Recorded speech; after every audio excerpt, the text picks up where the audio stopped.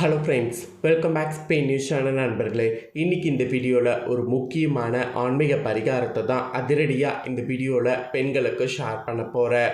So என்ன share பண்ண போகிறேன் அப்படிங்கிறத இன்ட்ரோவில் ஷேர் பண்ணுறேன். என்ன ஷேர் பண்ண போகிறேன் அப்படிங்கிறத ஃபஸ்ட்டு இன்ட்ரோவில் தெரிஞ்சுக்குங்க.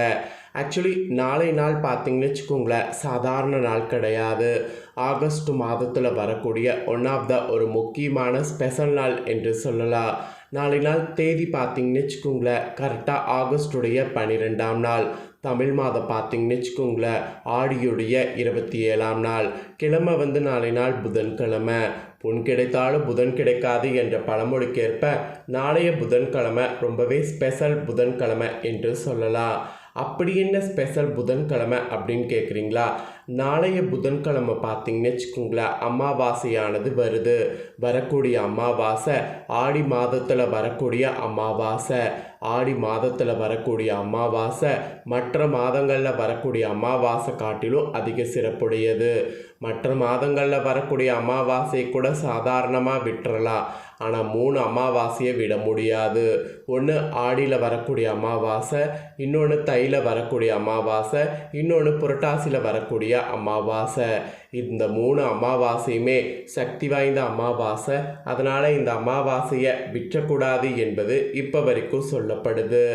ஸோ அதில் நாளை நாள் பார்த்திங்கன்னு வச்சுக்கோங்களேன், ஆடியில் வரக்கூடிய அமாவாசை, அதுவும் புதன்கிழமை அன்னைக்கு வர்றதுனால இந்த அமாவாசை ரொம்பவே ஸ்பெஷலாக கருதப்படுது. அமாவாசைனாவே முன்னோர்களை வழிபாடு செய்கிறது ரொம்ப சிறப்பு.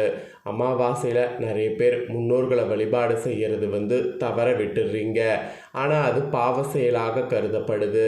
அந்த பாவ செயலை செய்ய செய்ய உங்களுடைய வாழ்க்கையில் தான் பாதிப்பு ஏற்படும். அதனால் அந்த பாவ செயலை இனி செய்யாமல் இருங்க. ஸோ அமாவாசை தினத்தில் முன்னோர் வழிபாடு செய்கிறது ஒரு பக்கம் சிறப்பு என்றால், அமாவாசையில் சிலது சமைக்க வேண்டிய காய்கறிகள் என்பது சிறப்பு இருக்குது. ஸோ அப்படி அமாவாசை தினத்தில் சமைக்க வேண்டிய காய்கறிகள் என்ன அப்படிங்கிறத தான் இப்போ இந்த வீடியோவில் உங்களுக்கு ஷேர் பண்ண போகிறேன். ஸோ அமாவாசை தினத்தில் அப்படி சமைக்க வேண்டிய காய்கறிகள் என்ன அப்படிங்கிறத தெரிஞ்சுக்குங்க. கண்டிப்பாக இந்த காய்கறிகளை சமைங்க, நல்லதே நடக்கும். சரி வாங்க, என்ன காய்கறிகள் சமைக்கணும் அப்படிங்கிறத அதிரடியாக இப்போ உங்களுக்கு ஷேர் பண்ணுறேன். இது ஆடி அமாவாசைங்கிறதுனால இந்த ஸ்பெஷல் விஷயத்தை உங்களுக்கு ஷேர் பண்ணுறேன். தெளிவாக இந்த வீடியோவில் தெரிஞ்சு பயன் பெறுங்க. கரெக்டாக நாளைக்கு பார்த்திங்கன்னு வச்சுக்கோங்களேன், ஆகஸ்டுடைய 12ஆம் தேதி ஆடி மாதத்தில் 27ஆம் நாளில் அமாவாசை நாள் வருகிறது. ஸோ புரட்டாசி மகாலி அமாவாசை, தை அமாவாசை, இதே போல் ஆடி அமாவாசையும் சிறப்பான நாளாக கருதப்படுது. நாளை நாட்களில் குலதெய்வ வழிபாடு, பித்திருக்களுடைய வழிபாடு, புனித நதிகளில் நீராடுவது, இதெல்லாம் செய்கிறது ரொம்ப புனிதமான விஷயமாக கருதப்படுது. ஸோ அதனால் இதெல்லாம் செய்கிறத கண்டிப்பாக மறக்காமல் செய்யுங்க. அதே போல் சூரியனும் சந்திரனும் இணையக்கூடிய நாள் தான் அமாவாசை தினமாக கருதப்படுது. இதே நாளில் காற்று, வெப்பம், கடல், நம் உடல் ஆகியவற்றில் சில மாற்றங்கள் ஏற்படும். கடலில் அலைகள் அதிகமாகவும் வெப்பம் சமநிலையற்றதாகவும் இருக்கும். அதே போன்று நமது உடலும் சமநிலையை இழக்கும். குறிப்பாக மூளைப்பகுதி, நரம்பு பகுதி மற்றும் உடலில் உள்ள நீர்ச்சத்து பார்த்திங்கன்னு வச்சுக்கோங்களேன், கண்டிப்பாக பாதிப்புக்கு உள்ளாகும். எனவே முன்னோர்களை அமாவாசை தினங்களில் நாம் வழிபாடு செய்யும்போது அந்த ப்ராப்ளம் எல்லாமே சால்வ் ஆகும். அதே போல் முன்னோர்களை நாளை அமாவாசை தினங்களில் வழிபாடு செய்யும்போது என்ன சமைக்கிறதுங்கிறது கண்டிப்பாக ரொம்ப முக்கியம். ஏன்னா என்ன சமைக்கலாம், எதை உண்ணலாம், எதை உண்ணக்கூடாது என்று சில வழிமுறைகள் சாஸ்திரத்தில் வகுத்திருக்கப்பட்டிருக்கு. ஸோ அந்த மாதிரி தான் நாளை நாள் சமைக்கணும். ஏன்னா இந்த மாதிரி சயின்ஸில் பார்த்திங்கன்னு வச்சுக்கோங்களேன், மாற்றம் ஏற்படும் போது அதில் நாம் எடுத்துக்கக்கூடிய உணவுலையும் கரெக்டாக இருக்கணும். நாளை அமாவாசை தினத்தில் பொட்டாசியம் மற்றும் சோடியம் நிறைந்துள்ள காய்கறிகளை அதிகம் சமைக்க வேண்டும். அப்போ தான் நமக்கு உடலில் பார்த்திங்கன்னு வச்சுக்கோங்களேன் ஒரு சக்தி ஏற்படும். இல்லைனா கண்டிப்பாக உடலில் சக்தி ஏற்படாது. அமாவாசை தினத்தில் மெயினாக நாளை நாள் சமைக்க வேண்டியதில் என்ன காய் சொல்லப்படுதுன்னா, பூசணிக்காய் சமைப்பது ரொம்ப நல்லது என்பது சொல்லப்படுது. ஏன்னா இந்த ஒரு காயில் பொட்டாசியம் மற்றும் சோடியம் அதிகமாக நிறைந்திருக்கு. அதனால் நாளைய அமாவாசை தினத்தில் ஃபஸ்ட்டு சமைக்க வேண்டிய காய்கறிகளில் பூசணிக்காய் சமைப்பது நல்லது. பூசணிக்காய் எந்த அளவுக்கு எடுத்துக்கிறீங்களோ அந்த அளவுக்கு உங்களுக்கு ரொம்ப பார்த்தீங்கன்னு வச்சுக்கோங்களேன் நல்லது. அதனால் பூசணிக்காயை நாள் எடுத்துக்க பாருங்கள். அதே போல் அமாவாசையான நாளினால் முன்னோர்களை வழிபாடுவதோடு அவர்களுக்கு பிடித்த உணவுகளை சமைத்து படையல் போட்டு வழிபடுவது வழக்கம். அதனால் உங்களுடைய முன்னோர்களுக்கு என்ன காய்கறிகள் பிடிக்கும் அப்படிங்கிறது உங்களுக்கு தெரியும். கூடவே அந்த காய்கறிகளையும் சமைங்க. நீங்கள் சமைக்கக்கூடிய காய்கறிகளில் நாளை நாள் பூசணிக்காய் கண்டிப்பாக இருக்க வேண்டும். பூசணிக்காய், எலுமிச்சை போன்றவற்றை வியாபார ஸ்தலங்களில் நாளை நாள் பலி கொடுப்பாங்க. இது எதுக்குன்னா வியாபாரம் செழிக்கும், வீட்டில் மகிழ்ச்சியும் செல்வமும் கல்வியும் பெருகும் என்பது நம்பிக்கை.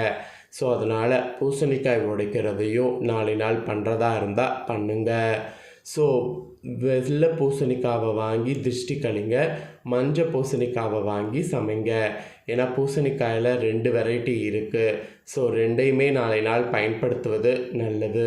ஸோ இது மாதிரி நீங்கள் பயன்படுத்தாமல் இருந்தீங்கன்னா இனி பயன்படுத்தணும் அப்படிங்கிறத இந்த இடத்துல உங்களுக்கு அழுத்தமாக சொல்கிறேன். அதே போல் அமாவாசை தினத்தில் சமைக்க வேண்டிய காய்கறிகளில் இன்னும் சிலது இருக்குது. ஸோ அதெல்லாம் என்னங்கிறத உங்களுக்கு சொல்லிடுறேன், அதையும் நோட் பண்ணிக்கோங்க. ஏன்னா நிறைய பேருக்கு முன்னோர்களுக்கு என்ன பிடிக்கும் அப்படிங்கிறது தெரிஞ்சிருந்தாலும் சமைக்கிறதுல சில டவுட் இருக்கும். அதனால் என்ன காய்கறி சமைக்கணும் அப்படிங்கிறத சொல்லிடுறேன், அதெல்லாமே தெரிஞ்சுக்குங்க. நாளைய சமையலில் கட்டாயம் பார்த்திங்கன்னு வச்சுக்கோங்களேன், வாழைக்காய் இருக்குல்ல, அது இருக்கணும். ஏன்னா வாழைக்காய் சமைப்பதற்கு ஒரு சுவாரஸ்யமான ஒரு விஷயம் இருக்குது. வாழை மரம் பார்த்திங்கன்னு வச்சுக்கோங்களேன், நம்ம வெட்டினாலும் வெட்ட அதிக வளரக்கூடியது.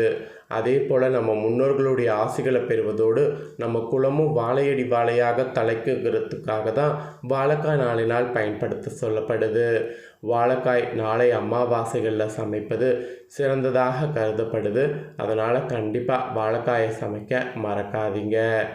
இதோடு நாளை நாள் அவரைக்காய், புடலங்காய், வாழைத்தண்டு, வாழைப்பூ, பாகற்காய், சேனக்கிழங்கு, சேப்பக்கிழங்கு, பிரண்டை, மாங்காய், இஞ்சி, நெல்லிக்காய், பூசணிக்காய், கோதுமை, நாட்டு வெல்லம், உளுந்து இவற்றில் உங்களால் இயன்றவற்றை சேர்த்து சமைப்பது சிறந்தது. கீரைகளில் அகத்திக்கீரை நாளை நாள் சமைப்பது மிகவும் சிறப்பு. மேலும் சேர்க்கக்கூடாத காய்கறிகள்னு சிலது இருக்குது.